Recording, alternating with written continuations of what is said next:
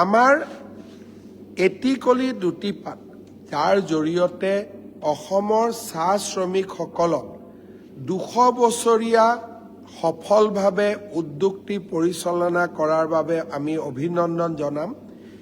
এই কাৰ্যসূচীটো আমি অহা 25 জানুৱাৰী তাৰিখৰ পৰা আৰম্ভ কৰিম।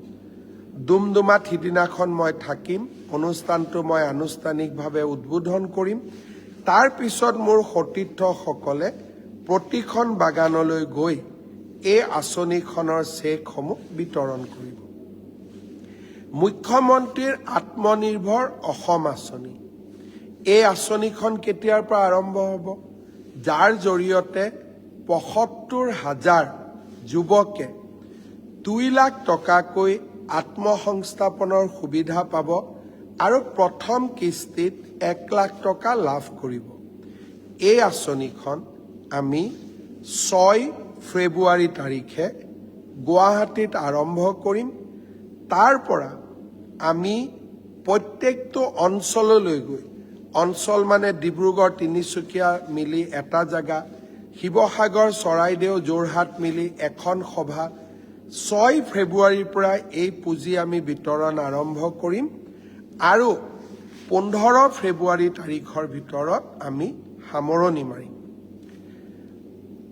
10 ফেব্ৰুৱাৰী তাৰিখে আমি মুখ্যমন্ত্ৰীৰ জীৱন প্ৰেৰণা, যাৰ জৰিয়তে এই বছৰ গ্ৰেজুৱেট পাছ কৰা ষ্টুডেণ্টসকলক আমি সহায় কৰিম, এই আঁচনিখন আমি 10 ফেব্ৰুৱাৰী তাৰিখে আৰম্ভ কৰিম আৰু প্ৰথম মাহৰ প্ৰথম কিস্তিৰ ধন সিদিনাখনে আমি যুৱক বন্ধু যুৱতী বন্ধুসকললৈকে মুকলি কৰিম।